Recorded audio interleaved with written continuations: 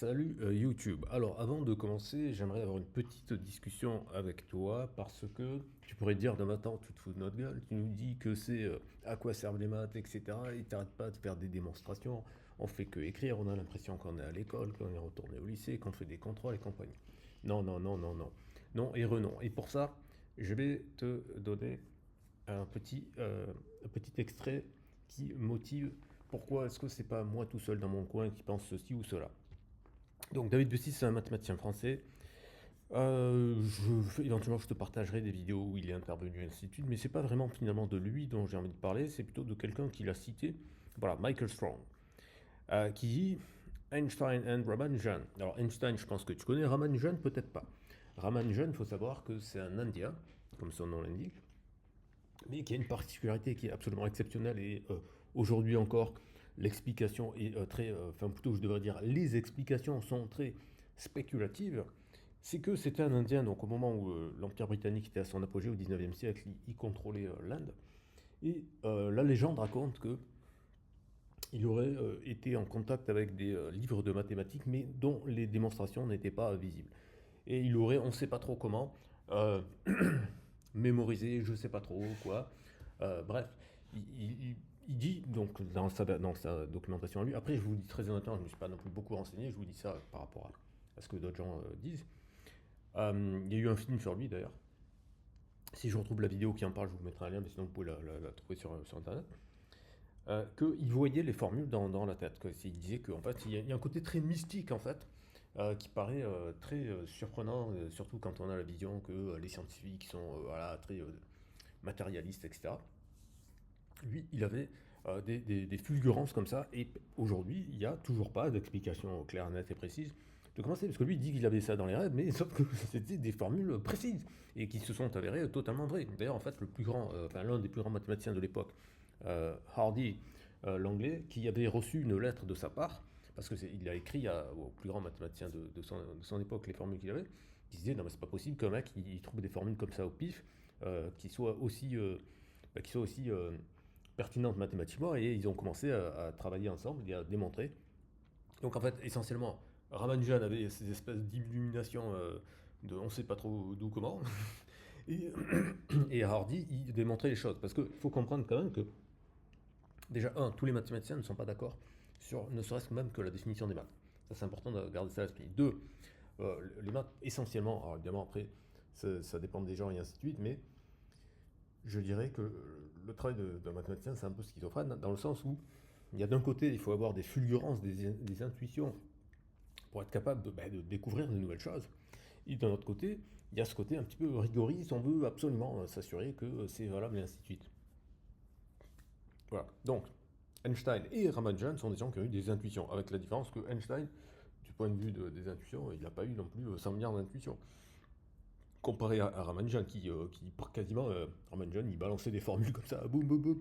Et même la légende raconte que, parce que malheureusement il est mort jeune, parce qu'il a eu une maladie, et quand Hardy est venu le voir à l'hôpital, il lui dit ouais mon taxi c'était ça la plaque, parce qu'il était aussi fasciné par les nombres, il était capable de faire des calculs de façon impressionnante. Il a dit ah oui ce nombre c'est le seul nombre qui se décompose en somme de 3 cubes ou une connerie comme ça. Voilà, c'est des prouesses assez exceptionnelles. Et, euh, et voilà. Donc tout ça pour dire que ces gens-là, il dit, ils ont passé la plupart de leur temps à imaginer des possibilités. Oui, Einstein disait aussi que l'imagination était beaucoup plus importante que la connaissance. Les capacités de calcul rapide, donc typiquement les ordinateurs, hein. Donc c'est pour ça que placer le prisme de l'intelligence sur la rapidité de calcul, c'est une erreur. Ce n'était pas ce qui les rendait. Alors, je dirais que Ramanujan devait être aussi très bon en calcul mental, et que Einstein pas forcément. Même je pense que Einstein ne devait pas être spécialement bon en calcul, contrairement à von Neumann qui lui était très bon en calcul. La profondeur de l'engagement était ce qui était important. Nos écoles ont tendance à récompenser la vitesse. Là, c'est souvent on va faire un contrôle en temps limité. euh, et voilà. Le monde récompense plus souvent la profondeur. Donc ça aurait de la valeur de se poser la question de quelle est la variable qui compte le plus. Voilà. C'est essentiellement pour ça. Ceci dit, David Bessy, je l'ai découvert dans une vidéo YouTube d'une chaîne dont je vous parlais une autre fois. Mais voilà. Donc tout ça pour vous dire que la profondeur de la pensée, c'est extrêmement importante. Et non, là, je suis revenu sur le problème de seconde. Voilà. Et avec les cloud codes, Google Gemini, enfin tous ces trucs-là qui on vous bastinent, notamment les marketeurs qui n'arrêtent pas de vous fracasser le cerveau en mode ouais, c'est fini, vous allez plus avoir de boulot, vous allez être remplacé par l'IA, il faut absolument tout de suite se jeter sur l'IA, etc. Non, non, non, ça suffit. Ça suffit parce que certes, les calculatrices n'ont pas tué la capacité de faire des mathématiques, bien heureusement, parce que, encore une fois, les mathématiques ne se résument pas au calcul, mais par contre, déléguer la résolution de problèmes, déléguer le fait de raisonner à des machines, ça c'est très dangereux, ça c'est extrêmement dangereux. Donc la raison pour laquelle il est extrêmement important d'apprendre ou de réapprendre à effectuer des démonstrations, c'est parce que c'est la seule façon que vous avez de maintenir la santé de votre cerveau, la santé et la capacité à élaborer des raisonnements pertinents et à penser par vous-même et ne pas devenir un automate des automates. C'est ça le danger. Voilà. Et donc, pour conclure tout ça, comme je l'ai dit, j'avance assez vite parce que je veux aller jusqu'au supérieur pour qu'on puisse commencer à faire des choses qui vont avoir des applications concrètes, pour que vous puissiez concrètement comprendre cela. Parce que mon but, c'est que vous compreniez à chaque étape, parce qu'il n'y a pas à mémoriser des formules ou quoi que ce soit, ça n'a aucun intérêt de mémoriser des formules, d'accord? C'est chercher à comprendre et à voir aussi, en même temps, c'est pour ça que j'ai introduit aussi la programmation, ce truc que ça va vous permettre de tester. Et en plus, les IA, ils vont les utiliser. Si vous vous rappelez plus de la syntaxe, il va vous aider. Si vous vous rappelez plus exactement de la démonstration, il va vous la rappeler. D'accord? Mais la capacité de comprendre, ça, vous ne pouvez pas et vous ne devez pas la déléguer. C'est ça le truc. Il faut le prendre comme de la gymnastique mentale. C'est vraiment comme ça qu'il faut le prendre. Ok? Donc, on poursuit le problème seconde et on va finir la géométrie avec la géométrie repérée. La notion de vecteur normal, la notion d'équation de droite. On va voir le lien avec la seconde, parce qu'on a vu dans la séance précédente le produit scalaire qui nous permettait de voir l'orthogonalité. C'est-à-dire, je vous avais rappelé que le produit scalaire, c'est la version moderne de Pythagore. Ok? Et donc, on va voir qu'on a essentiellement ces deux moyens pour pouvoir déterminer des équations de droite. Et après, dans l'espace, quand on sera en terminale, ce sera pour les équations de plan. Hein, d'accord? Voilà, la parabole représentative d'une fonction du second degré, les axes de symétrie de sommet, on avait déjà étudié ça. Les équations de cercle, on ne les avait pas étudiées, vous allez voir. C'est extrêmement intéressant. Voilà, donc les capacités attendues, déterminer l'équation cartésienne d'une droite. Les coordonnées du projeté orthogonal sur une droite, on va voir ça. L'équation d'un cercle, ça aussi. Et l'axe de symétrie de la parabole, ça on l'avait déjà fait. Et voilà. Ok, ça me paraît un programme intéressant. Et, on y va si Miro veut bien charger. Alors je crains qu'il me ramène au début de la page, ce qui serait un petit peu ennuyeux. Non, ça va. Il m'a pas ramené au début de la page, il m'a ramené exactement là où on était. Alors, la notion de vecteur normal. Ce mot est très mal choisi, mais c'est celui qui est utilisé. Donc voilà. Il faudrait plutôt dire vecteur orthogonal. Donc là, vous avez une droite comme ça. Vous avez un point, par exemple, point A. Et donc, en seconde, on avait vu qu'on pouvait, si on connaissait un vecteur directeur de la droite, on pouvait décrire la droite, qu'on va appeler D, comme étant l'ensemble des points M du plan, tel que vecteur AM égale K fois le vecteur U. Ce qui nous a amené à dire, ça veut dire que les vecteurs AM et U sont collinéaires, qui sont sur la même ligne, ce qui est logique, et donc que leur déterminant, il vaut 0, ce qui nous donnait une équation pour pouvoir calculer l'équation de la droite. Ça nous donne une égalité, donc ça nous permettait de calculer l'équation de la droite. D'accord?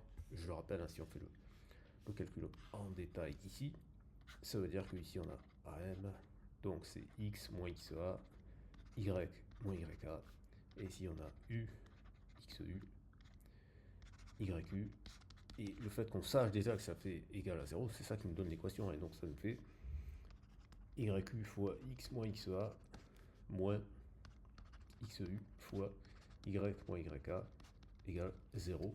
Et donc quand on développe ça, ça fait yu x moins xu y, et tout le reste on le met dans le même paquet, donc le reste ça fait moins xa yq, et ici plus xu YA égale à 0. Tout ça étant constant, puisqu'on connaît les coordonnées du point A. Ça, c'est les coordonnées du vecteur U. Et donc, du coup, on va tendance à poser que ça, on va l'appeler A. Comme ça nous fait AX. Ça, on l'appellera B. Donc, comme ça nous fera BY. Et tout ça, on l'appellera C. Et comme ça nous fait ça. Et on a un bon format où on peut dire, ben voilà. Donc, U, ça va être le vecteur de coordonnées moins XU. Donc, c'est moins B et A. D'accord? Et on dira que une équation cartésienne de la droite D, c'est AX plus BY plus C égale 0, où U est un vecteur directeur de coordonnées moins B, A. Donc ça, c'était une première façon de voir, et donc déterminant, hein, penser à Thalès. Donc ça, c'était ce qu'on pouvait faire en seconde, ce qui est très bien, ce qui est très très bien. J'allais dire, puisque dans le langage courant, il y a des gens qui utilisent l'adjectif orthogonal pour dire que c'est un discours contradictoire, un discours qui va dans une direction opposée. Et donc, justement, un vecteur normal, c'est un vecteur qui va être orthogonal à la droite. Et donc là, du coup, ce n'est plus le parallélisme, ce n'est plus la collinéarité, ce n'est plus le déterminant qui va être utilisé, c'est le produit scalaire. On dira que la droite D est caractérisée comme étant l'ensemble des points M, cette fois, tel que, donc je vais le réécrire ici, une autre caractérisation de la droite D, ça va être l'ensemble des points M du plan, tel que, cette fois, on aura vecteur AM scalaire, le vecteur N, égale 0. Donc on a une autre façon de décrire la droite, cette fois à partir du produit scalaire, de façon orthogonale. C'est-à-dire qu'on a introduit un truc qui est à l'extérieur de la droite pour dire, bah oui, bah tous ceux qui sont là, c'est tous ceux qui sont orthogonaux à ce vecteur-là. Et donc de cette manière-là, AM scalaire N égale à 0, ça veut dire quoi? Ça veut dire X moins XA, Y moins YA, scalaire, les coordonnées du vecteur N, donc ce sera XN, YN, tout ça c'est égal à 0. Je rappelle que bah, du coup ça fera XN facteur de X moins XA, plus YN facteur de Y moins YA égale à 0. Et donc ça pareil on va développer, sous-entendu que le vecteur n, on connaît ses coordonnées, donc ça fera xn fois x plus yn fois y. Et le reste, on va le mettre dans le même paquet pour dire que ça fait c. Parce qu'on va faire la même chose, on va les appeler a, b et c, hein, parce qu'on n'est pas très original hein, à la fin de la journée. Voilà, et je vais après de suite te donner un exemple concret pour que vous voyez ça et que ça ne soit pas juste une formule. Donc ça, ce sera appelé A, ça, ce sera appelé B, et tout ça, ce sera appelé oula. Tout ça, ce sera appelé C. Donc c'est pour ça qu'il ne faut surtout pas apprendre par cœur les formules, mais comprendre comment est-ce qu'on construit les choses. Parce que c'est deux approches différentes, mais qui mènent au même objectif. D'accord? Donc si on prend par exemple un point A de coordonnées 1, 2, d'ailleurs au passage, ce que je vais faire, c'est que je vais faire un dessin d'abord avant de placer. Oula. Donc on va faire cet axe comme ça, voilà. Et comme ça, donc on va placer un point A, qu'on va dire 2A par exemple, on va dire qu'il est là. Le point A, il a pour coordonnées 2A. Ok, on va lui prendre un vecteur directeur tout bête. On va prendre un vecteur directeur 1, 2. Voilà. Donc ça, ce sera un vecteur directeur, donc ça sera U. D'accord? Et ça nous fait une droite comme ça. Et ensuite, on peut tracer un vecteur orthogonal. Justement, puisque U, il a pour coordonnées 1, 2, un vecteur qui lui serait orthogonal, ce serait un vecteur de sorte que x fois 1 plus y fois 2 soit égal à 0. D'accord? Donc ça veut dire en particulier que si on fixe y qu'on veut que ça soit égal à 1, ça veut dire que x doit être égal à moins 2. Et donc c'est une manière de construire ça. Ici ça fait moins 2 et ensuite ça fait 1, donc là on a un vecteur normal. Voilà. Donc ici on aurait moins 2 et 1. Voilà une façon rapide et simple de construire un vecteur normal. Donc on va calculer l'équation de la droite de deux manières, à la façon seconde avec le déterminant et la façon première avec le produit scalaire, sachant que je dis à la façon seconde première, c'est parce qu'on vient de voir ça, après en fait c'est à la façon de qui on veut. C'est-à-dire qu'on peut toujours le faire de ces deux manières, quel que soit le niveau où on est. Hein. On n'est pas prisonnier des informations. Voilà. D'autant plus qu'en plus, a posteriori, on peut se dire qu'on aurait pu introduire le produit scalaire avant le déterminant, parce que, comme je vous l'ai dit, le produit scalaire, c'est la généralisation de Pythagore. Pythagore y a enseigné avant Thalès. D'accord? Voilà. Donc, si on fait à la façon avec le point M qui est toujours là, si on fait à la façon déterminant de AM U, ok, égale 0, donc du coup ça nous donne le déterminant qui est là, donc AM ça nous fait X moins XEA c'est 2, Y moins YA donc c'est 1, et les coordonnées de U, on les a, c'est 1, 2. Donc on fait ce calcul, ça nous fait 2 facteurs de x moins 2, moins y moins 1, égale à 0, donc ça nous fait 2x moins y, et là, moins 4 plus 1, donc moins 3, égale 0, d'accord? Que sur GeoGebra, par exemple, lui, il écrira un truc du style comme ça. D'ailleurs, je suis sûr que si je lui dis de faire placer le point A de coordonnées de 1, voilà. Tracer le point B comme étant A plus le vecteur de coordonnées, on avait dit 1, 2. Voilà. Et donc si je lui dis de tracer le vecteur U, voilà, donc ça c'est le vecteur U, 1, 2.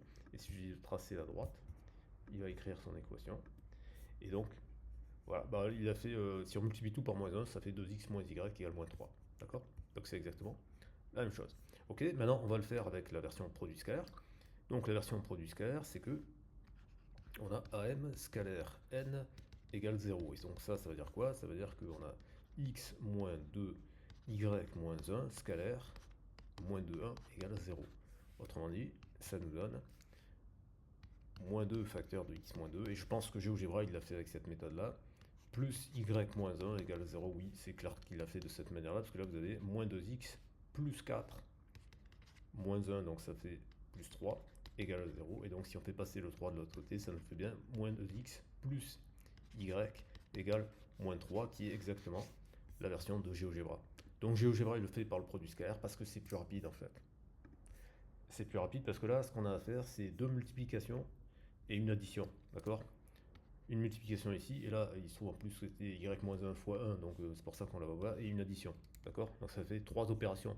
Alors que là, ici, bon, c'est aussi trois opérations, mais sauf qu'il y a une soustraction ici. Voilà.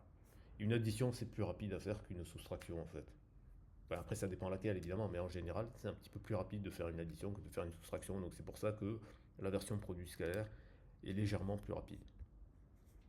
Encore une fois, ça dépend des valeurs. Et vous voyez que les deux équations sont totalement équivalentes. D'ailleurs, je préfère celle-là. Au passage, celle-là, bon, celle-là comme celle-là nous donne l'équation réduite. Hein. On dit une équation cartésienne parce qu'on peut en avoir une infinité, puisqu'il suffit de multiplier n'importe quelle équation par un nombre et ça nous donne une équation équivalente. Par contre, l'équation réduite, c'est celle où on a ici y égale, qui est que dans le cas où on n'a pas une droite verticale, et ben c'est la même, hein, il n'y en a qu'une. Hein. Donc ici, ce serait y égale 2x moins 3. Donc si cela s'obtient en faisant passer y à droite et le 3 à gauche, et ici, simplement en faisant passer le moins 2x à gauche. D'accord? Si on revient sur GeoGebra, si je fais y égale 2x moins 3, c'est exactement la même droite. Ok? J'enlève ça, et vous voyez bien qu'elle passe par le point A et B, donc c'est bien la même droite. Ok? Voilà, donc ça c'était une illustration de comment est-ce qu'on fait pour calculer une droite. On savait déjà le faire avec le déterminant, et on sait aussi le faire avec le produit scalaire. Maintenant, ce qu'on a dit, c'est l'équation de cercle. Équation de cercle. Donc la question qu'on va se poser maintenant, c'est comment est-ce qu'on détermine l'équation de cercle. D'abord, il faudrait peut-être se rappeler qu'est-ce que c'est qu'un cercle. Un cercle, c'est un ensemble de points, d'accord, qui sont à une distance fixe, un rayon de ce point.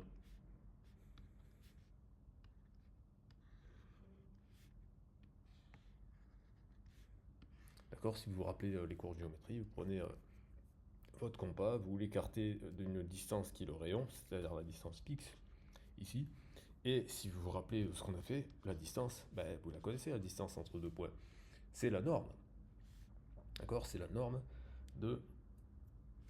du vecteur. Donc la distance AB, c'est égal à la norme du vecteur AB. Et ça se calcule en faisant Pythagore. Hein. Je rappelle comment est-ce qu'on calcule ça. Et je rappelle qu'on a vu avec le produit scalaire que on peut tout à fait retrouver ces choses-là. Alors,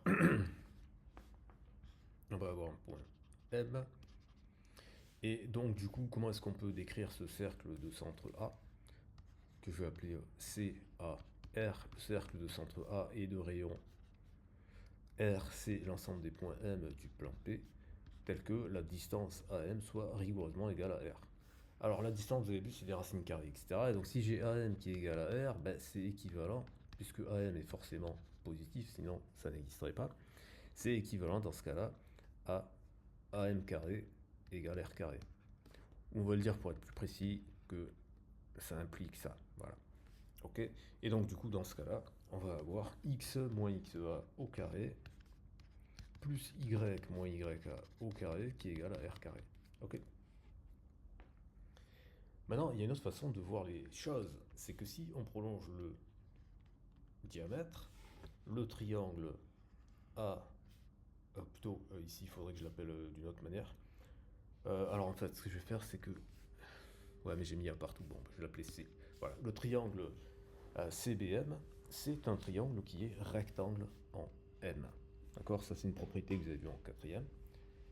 Le triangle, si on prend un cercle et qu'on trace un diamètre et qu'on prend un point extérieur au diamètre, donc c'est-à-dire qu'il n'est ni B ni C, alors, parce que si on le prenait en C, ben, ce serait confondu, ça ne ferait pas un triangle, d'accord. Et idem si on le prenait en B, mais si on le prend n'importe où sur le cercle, à l'exception de ces deux points, on a nécessairement un triangle rectangle. D'accord. Et donc du coup, pourquoi ça nous intéresse d'avoir un triangle rectangle? Parce qu'on a le produit scalaire. Parce qu'une manière de dire ça, c'est de dire que MB scalaire MC égale 0. Si MB scalaire MC égale 0, autre le cas où évidemment, parce que si on a l'un des deux vecteurs qui est nul, hein, si M égale B, ça c'est le vecteur nul, donc tout vecteur produit scalaire avec le vecteur nul, ça fait 0, hein, parce que je rappelle qu'on multiplie les coordonnées, si les coordonnées c'est 0, 0, ça vous obtenez 0. Donc, en dehors de M, pour M différent de B et M différent de C, d'accord, qui sont les cas pathologiques, dans tous les cas, si on est en dehors de C là, ça veut dire que on a un cercle de diamètre BC. Cercle de diamètre, attention j'ai mis A, c'est BC. Voilà. Donc ça veut dire quoi? Ben, ça veut dire qu'on a une équation, si on écrit M, ses coordonnées, c'est... alors ça, si on a MB scalaire MC, c'est pareil que si on a BM scalaire CM. Pourquoi est-ce que je dis ça? Parce que M est censé être un point inconnu, alors que B et C sont censés être des points connus, donc c'est mieux de démarrer sous la forme X moins XB, qui est connu, Y moins YB, voilà, et scalaire X moins XC, Y moins YC, voilà. Et donc on va faire ce calcul, donc du coup si on fait ce calcul, ça nous fait X moins XB facteur de X moins XC, plus Y moins YB, scalaire Y moins YC, et tout ça égale à 0.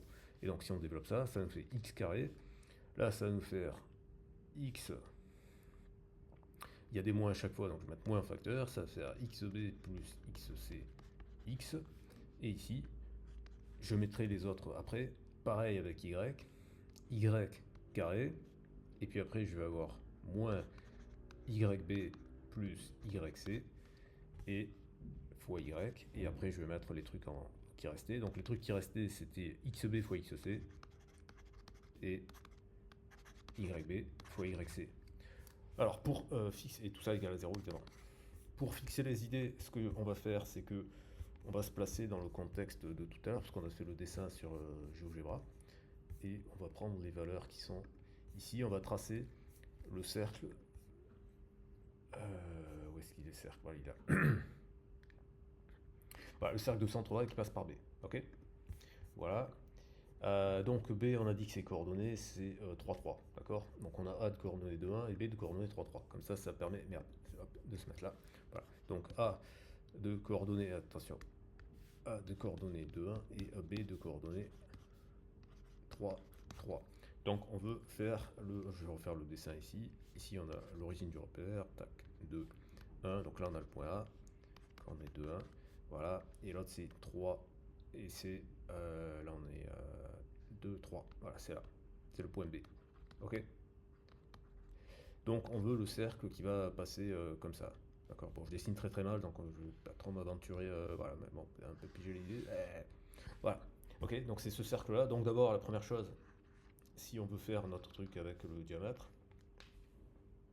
c'est qu'il faut placer le point C d'abord.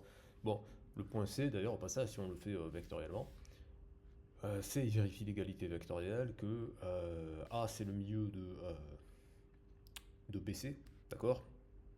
Donc A on le connaît, donc ça veut dire que par exemple on a un vecteur AC qui serait égal à vecteur BA. Ok? Le vecteur BA, on peut facilement calculer ses coordonnées, c'est x de A moins x de B, donc ça fait moins 1, ensuite 1, moins 3, moins 2, d'accord? Et ça fait x de C, donc celui qu'on cherche, moins x de A, on le connaît, c'est 2, égale la première composante, donc moins 1, donc on en déduit que x de C, c'est 2 moins 1, donc 1, voilà, boum. Donc on sait déjà que sa première composante c'est 1, et la deuxième composante, c'est pareil, ça fait x de C moins y de C moins y de A, donc ça fait moins 1, et c'est égal à moins 2. Donc on en déduit que y de C égale moins 1. On peut le vérifier sur GeoGebra immédiatement. Si on trace le symétrique de B par rapport à A, et boum, on a B', ses coordonnées c'est 1 moins 1, on va le renommer parce que on veut l'appeler C. Voilà. Donc on a bien que BC est un diamètre, d'accord? Donc on a la configuration qu'on vient de voir ici avec cette formule. Et justement, on va appliquer le fait que le cercle qui est là, avec ce point M comme ça, voilà, point M qui se déplace sur donc, le cercle, justement, et qui vérifie la propriété que MB scalaire MC égale 0. Autrement dit qu'ici on a un angle droit, d'accord? Ça va être notre point de départ. Et du coup, on a dit que ça c'est équivalent à dire que, merde, pas BB, mais BM scalaire CM égale 0. Et donc ça va nous donner quoi? On va appliquer ça, donc ça je l'encadre aussi, comme ça c'est équivalent. Donc du coup on a x moins xb on a dit que c'est 3, y moins yb c'est 3, scalaire c m, donc c'est-à-dire x moins 1 et y moins 1, donc y plus 1. Voilà, et ça c'est égal à 0. Et donc vous allez voir que c'est enfantin. Donc on va avoir x moins 3 facteur de x moins 1. Au passage, ça c'est donc un polynôme du second degré en x, hein. D'accord? Plus y moins 3 facteur de y plus 1. Ben, ça c'est un polynôme du second degré en y. Donc ça c'est un polynôme avec les racines 3 et 1. D'ailleurs on peut le tracer. Hein, si on trace y égale x moins 3, merde, 3 facteur de x moins 1. Voilà, d'accord? Et on pourrait faire la même chose avec l'autre. Ok, bon, ça c'est juste pourquoi je vous dis ça, parce que quand on va développer, ben, on va trouver un triangle du second degré hein, sans surprise. Donc si on développe ça, ça fait x carré. Ensuite, ça nous fait moins 3x moins x, donc moins 4x. Et ensuite, ça nous fait plus 3. Et là, ça nous fait quoi? Ça nous fait y carré, moins 3y plus y, donc moins 2y, et moins 3. Bon, en plus, là, c'est la fête est pratique, parce qu'on a moins 3, donc ça va. Mais ça, c'est dû au fait qu'on a des b qui étaient de coordonnées 3, 3, donc c'est un cas particulier. Mais on s'en fiche. Ce qui va nous intéresser, par contre, ça va être le fait de... Parce que ce que je vous ai dit ici, c'est... ici, on a un angle droit. C'est vrai, on a toujours un triangle. Mais on a dit aussi que la définition du cercle, c'est l'ensemble des points par rapport au centre, de sorte que ici, on ait une distance qui soit constante. D'accord? Je vais le réécrire ici pour que ça soit clair. On a dit que c'était les AM égale le rayon, d'accord? Le rayon qui au passage, si BC est un diamètre, ben, le rayon c'est la moitié du diamètre. Donc en l'occurrence, le rayon c'est AB. Donc AB on peut le calculer. C'est x de B moins x de A au carré. Donc du coup au passage, hein, je dis ça pour rappeler la formule, mais on remplace immédiatement par les valeurs. Donc ici en l'occurrence c'est 3 moins 2. D'accord? Donc ça fait juste 1, donc c'est pas méchant. Et après c'est YB moins YA, donc en l'occurrence c'est 3 moins 1, donc ça fait 2. Donc ça nous fait 1 au carré, plus 2 au carré, donc du coup ça nous fait 5. Ok? Donc le rayon il est là, c'est 5. Et ça aussi c'est 5. Ok? Donc en l'occurrence ici, on a AM égale 5. Mais ça on a vu, on va le mettre ici, que ça entraîne que AM carré égale R carré. D'ailleurs, si on rajoute le fait que ça c'est forcément positif, dans ce cas-là c'est une équivalence. Ok? Donc ça veut dire quoi? Ça veut dire que x moins xa au carré plus y moins yk au carré égale r carré. Et ça c'est une équation de cercle qui est plus intéressante. Pourquoi? Parce qu'elle nous donne directement le rapport au centre. D'accord? Voilà. Et donc du coup, si on applique ça ici, ça fait x moins 2 au carré plus y moins 1 au carré égale 5 au carré. Et donc si on développe ça, vous allez voir qu'on va retrouver nos petits. Ça va faire x carré moins 4x, il doit en avoir 4, plus 4. Et là, ça me fait y carré moins 2y plus 1 égale 25. D'accord? Donc du coup, ça nous fait x carré moins 4x plus y carré moins 2y. Et là, ça fait 5, 25 moins 5, ça fait 20. Ok? Voilà. Donc là, ici, on revient à ce qu'on avait là. Voilà.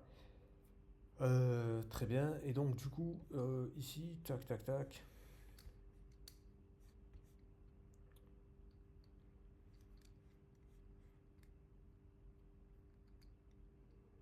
Voilà.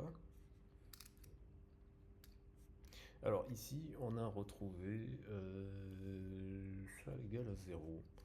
Ouais.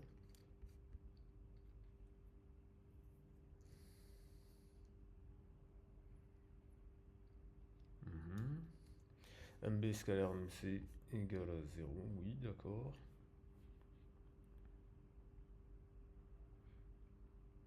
Oui, donc c'est ça que j'ai pas terminé.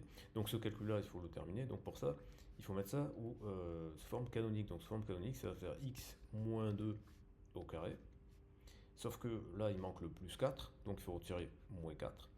Là, il faut ça mettre sous forme canonique, donc ça fait y moins 1 au carré, mais sauf que là, il n'y a pas le plus 1, donc il faut faire moins 1, et donc on retrouve x moins 2 au carré plus y moins 1 au carré égale 5.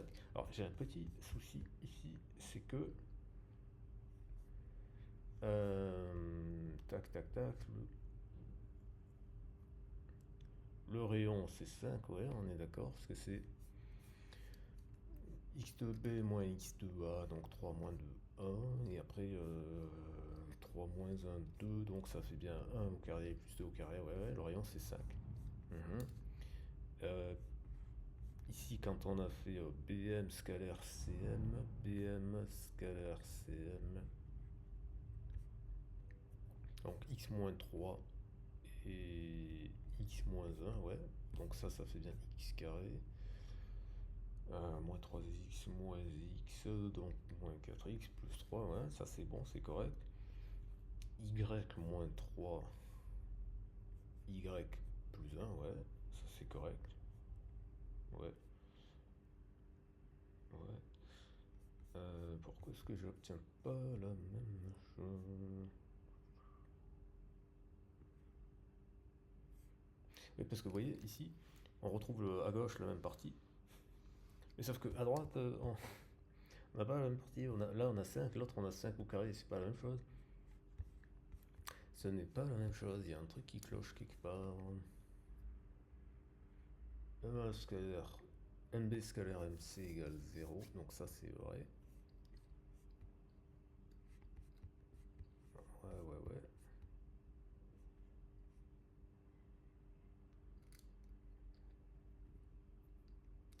Au passage, hein, ça c'est S, la somme des racines. Et ça c'est P, le produit des racines. Donc c'est ce qu'on avait vu sur les polynômes du second degré.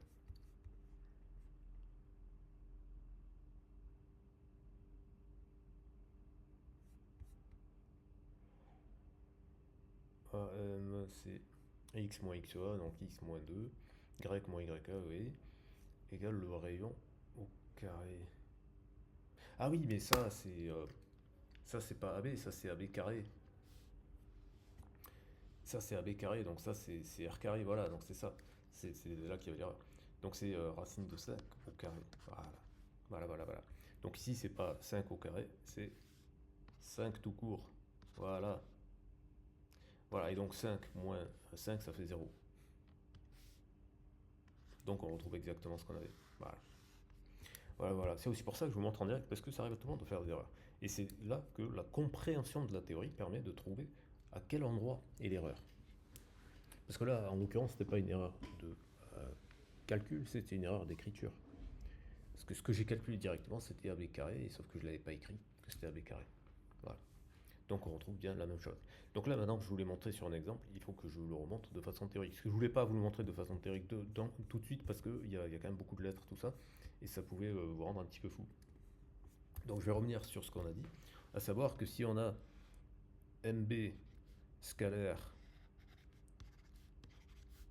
MA, ça on l'a déjà démontré, ça veut dire que si c'est égal à, si MB scalaire MA, ou plutôt MC pour être cohérent avec la figure précédente, égal à 0, ça on a déjà démontré que ça veut dire que c'est orthogonal. C'est justement comme ça qu'on a construit le produit scalaire. Hein. Je vous renvoie la vidéo sur le produit scalaire pour bien comprendre les détails, hein, que je l'ai fait en deux parties je crois, si je me souviens bien.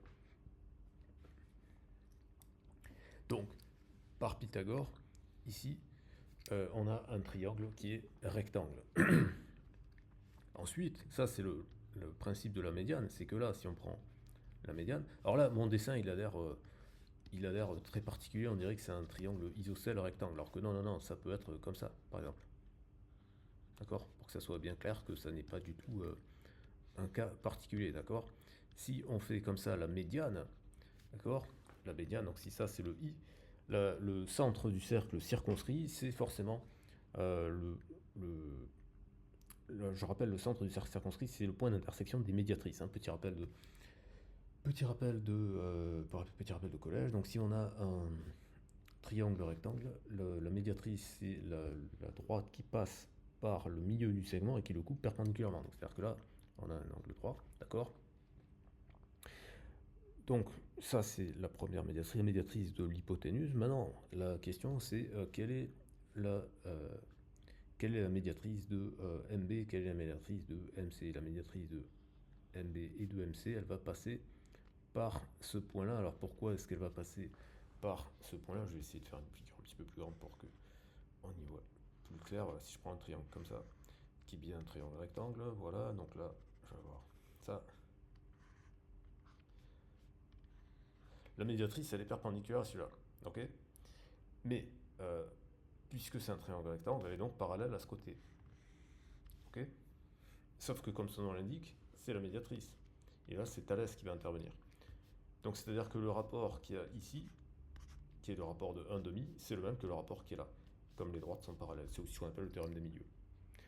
Donc c'est pour ça que forcément, ça passe par le milieu qui est là, tout simplement.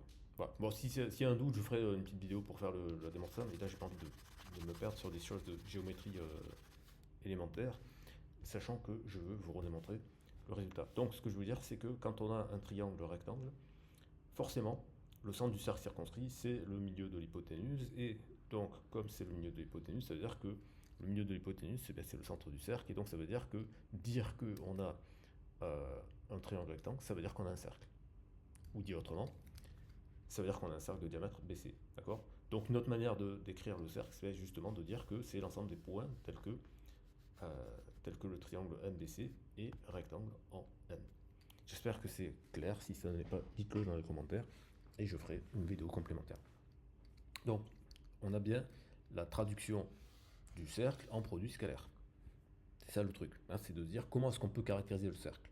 On a la caractérisation, comme j'ai montré, par rapport à la distance, mais on a aussi cette caractérisation par rapport au produit scalaire. Et donc, on va partir de là. Donc, du coup, ça peut se ramener à BM scalaire CM. D'accord? Parce que si je permute, si je dis, je regarde ici, donc c'est-à-dire en fait, je me place là, et je me place ici, je vais le refaire ici pour que ça soit plus clair. Là, ce qu'on dit, c'est ce vecteur-là est orthogonal à celui-ci. D'accord? Là, on s'en fiche de la longueur. D'accord? C'est juste l'orientation. Là, on a un angle droit. D'accord. Maintenant, si je fais BM, je peux prendre un représentant de BM. Je vais le mettre en rouge pour que ça soit plus clair. Je peux prendre un représentant de BM qui fait comme ça. D'accord? Puisque c'est exactement l'opposé de MB. Et je peux prendre un représentant de CM qui fait exactement comme ça. C'est l'opposé de MB. Si j'ai un angle droit ici, j'ai forcément un angle droit ici. Voilà, c'est ça que ça veut dire, tout simplement. Donc, dire que MB scalaire MC égale 0, c'est pareil que de dire que BM scalaire CM égale 0. Donc maintenant qu'on a ça, on va revenir à son écriture. Ça veut dire que c'est X moins XB, Y moins YB, scalaire, X moins XC, Y moins YC égale à 0. Et donc, c'est bien le calcul qu'on a fait tout à l'heure, et c'est pour ça que ça justifie que les deux écritures aboutissent au même résultat. Mais ce que je veux montrer maintenant, C'est que si on ne connaît plus la formule pour déterminer l'équation du cercle à partir de la distance, simplement à partir du produit scalaire, on va l'obtenir.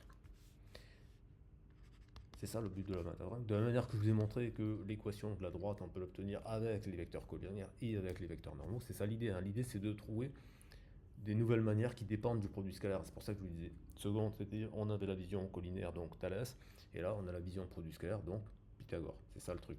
C'est que tous les trucs, ce qu'on est en train de montrer, c'est que toutes les choses qu'on peut montrer avec Thalès, en fait, on peut aussi les montrer avec Pythagore. C'est-à-dire que c'est ce qui est assez surprenant. Alors attention à ne pas dire, ne pas faire de contresens.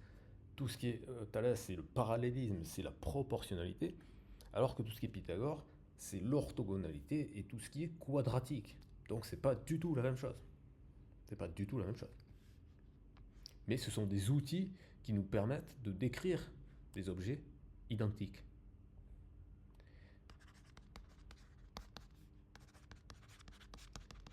Voilà, donc là on fait ce calcul en se rappelant bien que B, ces coordonnées, elles sont connues quand on a un problème concret. Par exemple, tout à l'heure c'était 3,3, et C, ces coordonnées, elles sont connues, ou alors elles sont déductibles, comme on l'a fait. Puisque si on avait posé A, il avait telle coordonnée, B, il avait telle coordonnée, on a obtenu celle de C directement. Donc c'est-à-dire que ce sont des paramètres fixés. Alors que X et Y, ce sont les variables, justement, parce que c'est le point M mobile qui va parcourir tout le cercle. D'où le fait qu'on va distribuer d'une certaine manière pour regrouper les coefficients de x, qui est la variable, et les coefficients de y, qui est l'autre variable. Donc on a bien deux polynômes du second degré. Un polynôme du second degré en x et l'autre du second degré en y. D'ailleurs, on peut aller un petit peu plus vite en disant, bah oui, ça on sait que c'est x moins sa racine 1, x moins sa racine 2, et donc du coup on sait que c'est x au carré moins s, x plus p, avec s qui correspond à x plus xb plus xc, racine 1 plus racine 2, et p qui correspond à xb fois xc. Et on a la même chose en y. Alors je vais les appeler S1, P1 et l'autre S2, P2. Donc c'est y carré moins S2 y plus P2 égale 0. Avec naturellement donc x carré moins xb plus xc x plus xb fois xc, parce que moins xb fois moins xc, ça fait plus au final, moins par moins. Et là pareil avec les y.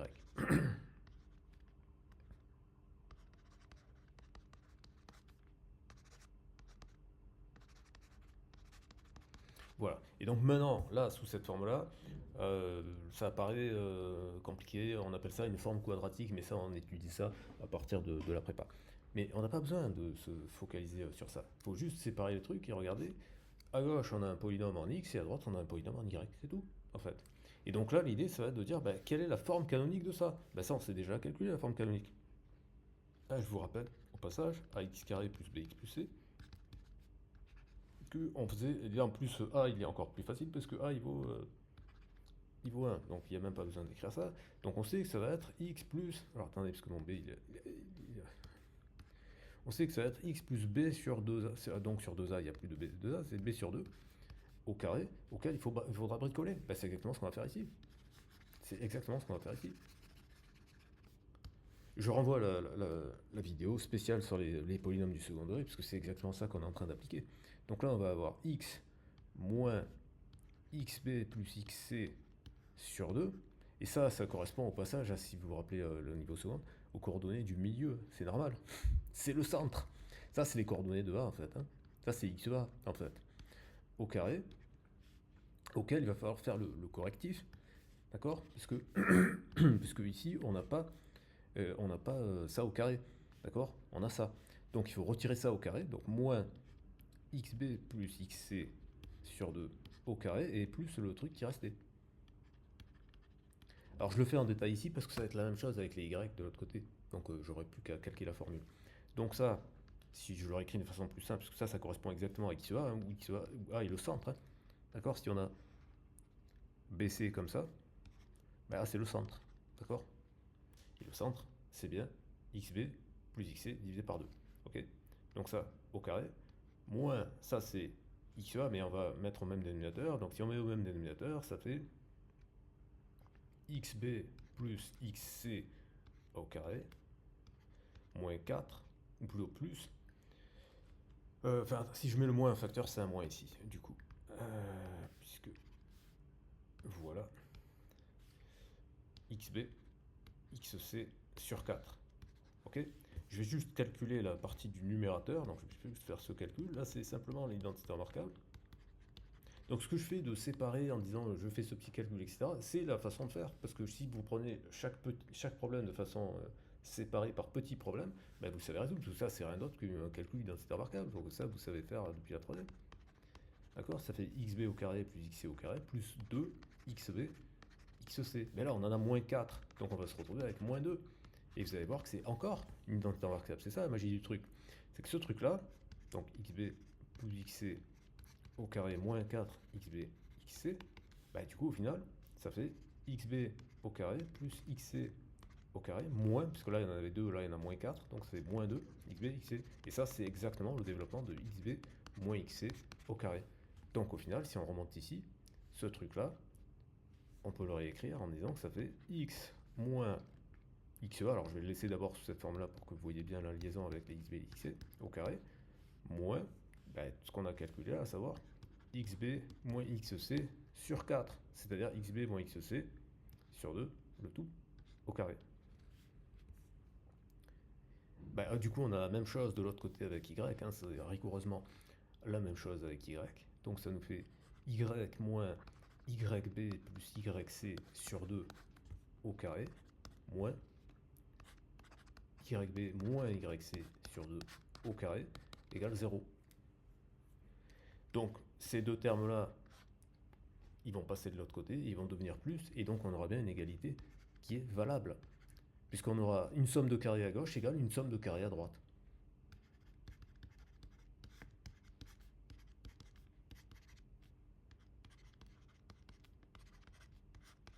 Et ensuite on va faire un dessin pour que tout ça, ça soit bien clair. Donc là on a bien xb moins xc sur 2 au carré, et là yb moins yc sur 2 au carré.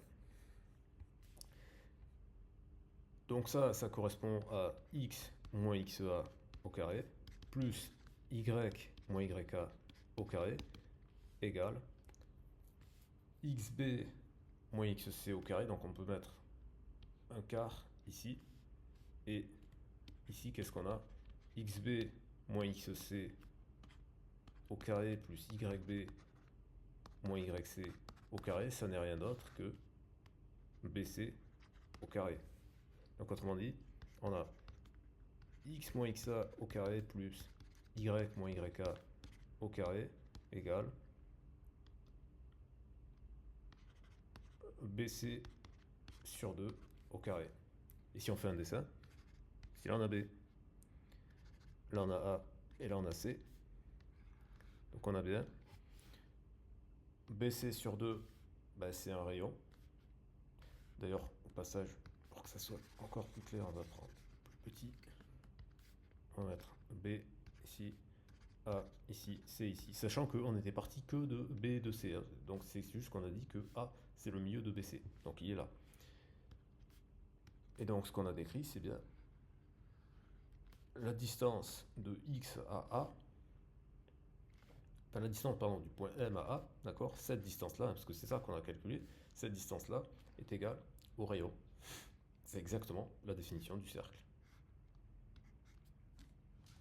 On vient de démontrer en fait que dans un triangle rectangle, le milieu de l'hypoténuse il est tel que cette longueur-là est égale à celle-ci.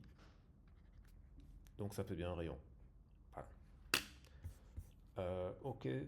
Si on fait une application directe, c'est-à-dire qu'on fait cette fois l'inverse. Tout à l'heure, on avait calculé C à partir de A et de B. Si on dit, voilà, on donne B, il vaut 3, 3, on donne C, il vaut 1, moins 1, trouver l'équation du cercle, ben, on fait ce truc-là.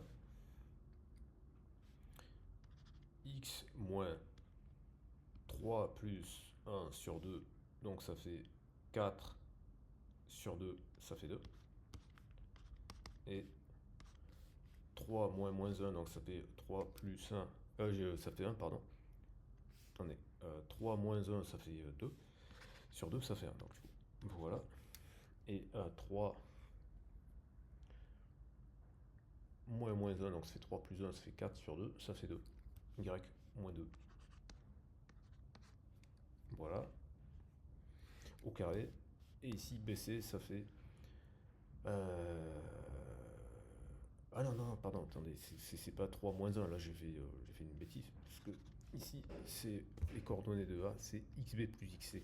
YB plus YC. Donc xb plus x... Ah mais merde, je suis sur le truc pour effacer. XB plus XC, donc ça fait 3 plus 1, 4 sur 2, ça fait bien 2. Et 3 plus moins 1, donc 3 moins 1, 2 sur 2, ça fait 1. Voilà. Et à droite, on a un demi de BC, donc BC, bah, c'est 3 moins 1, 2 au carré, donc ça fait 4, je vais le calculer ici. BC au carré, ça fait XB moins XC au carré. Donc concrètement, ça fait 3 moins 1, voilà, plus YB moins YC, donc c'est-à-dire 3 moins 1, donc c'est-à-dire 3 plus 1. Donc ça nous fait 2 au carré plus 4 au carré, donc ça nous fait 4 plus 16, ça nous fait 20, d'accord? 20 et 20 divisé par 4, ça fait 5. Donc on a bien 5 ici, donc on a bien retrouvé exactement la même équation. Ok, donc ça c'est réglé. Donc on a fait vecteur normal, on a fait équation d'une droite, on a fait équation de cercle. Et parabole, ben, je vous renvoie à la vidéo sur les trinomies de second degré, parce qu'on avait tout étudié, la symétrie, le sommet, le delta et compagnie, compagnie.